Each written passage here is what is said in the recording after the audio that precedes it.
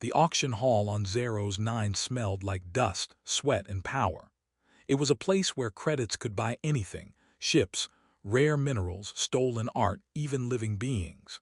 The crowd was loud, indulgent, layered in silks and breathing recycled luxury. Spotlights scanned the center stage, where creatures from across the galaxy were paraded one by one, specimens, the auctioneer called them. Each life reduced to value, each scream drowned in applause. Commander Riven Hale, a Terran envoy and former war hero, stood near the back, arms crossed. He hated this place. But his mission was clear: observe the trafficking ring, gather intel, and report back. No interference, no emotion, until she was brought in. Chained at the wrists and ankles, her tall, slender form was unlike anything else they'd shown. Her skin shimmered with a soft lavender hue, and her eyes, large, golden, and impossibly deep, didn't dart around in fear like the others. She looked calm, proud. Lot 94, Violin female, extremely rare. Captured during the Meritus collapse. One of the last. Riven's heart clenched. The Violins were thought extinct, rumored to be empathic beings of peace and healing. They hadn't fought during the war. They hadn't even resisted. Most had simply vanished, refusing to participate in violence. She stood in silence as the crowd murmured, some mocking, others excited. The auctioneer tugged her forward roughly. She stumbled. Then she turned. Her eyes locked on Riven's across the crowd, as if she could see something behind his posture, his cold expression, his uniform. She whispered barely a sound, "Please take me home." The voice wasn't spoken. It echoed in his mind like a memory. Everyone else was bidding. Riven's hand moved before he could think. He raised his ID chip. Lot 94, sold, to the Terran commander. They laughed. Didn't think the Terrans had a taste for pets. Riven ignored them. He claimed her paperwork, took the keycode to the chains, and walked her out through the back corridors of the station, toward his ship. The moment the doors closed behind them, he turned to her. "What's your name?" he asked. She hesitated. Then, gently, in that same quiet mental voice, "Elira." He unshackled her. "I didn't buy you to own you," he said. "I'll take you wherever you want to go." She looked up, unreadable. "I don't remember where home is. They burned it." Riven took her aboard his ship, the Emberwake, and over the next several days something shifted. Elira was graceful, observant, but deeply haunted.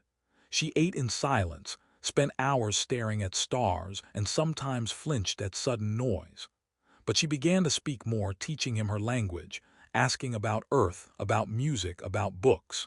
And Riven told her about the war, about the missions, about the orders he followed and regretted.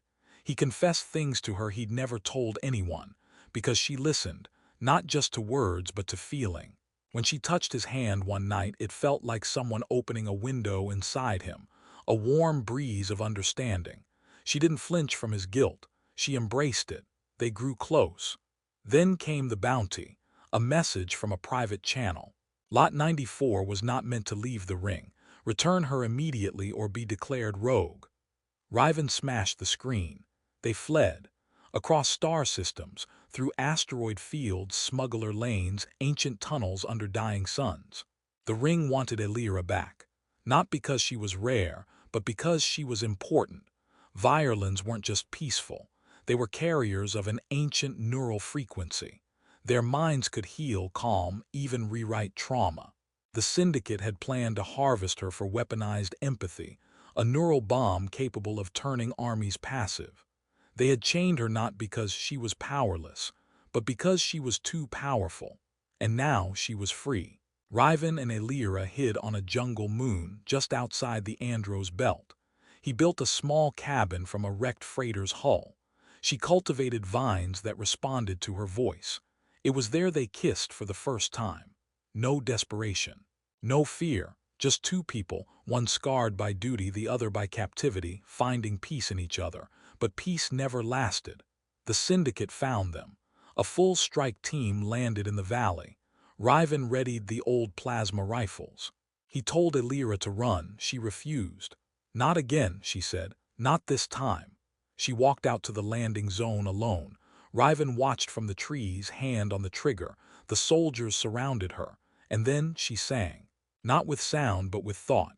Her golden eyes pulsed, the air shimmered, the soldiers froze, their weapons fell. Some began to cry, one dropped to his knees.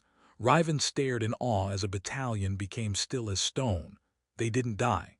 They simply remembered what they'd done, who they were, the pain they'd buried, and they left.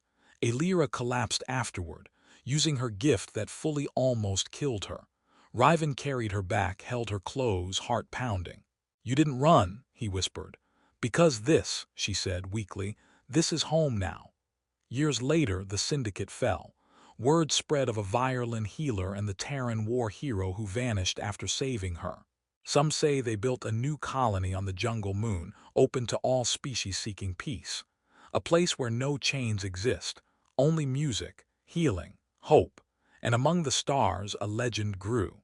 Of a woman who was once chained for demonstration who whispered to one man, "Please take me home." And he did, not to a planet, but to a future worth living for.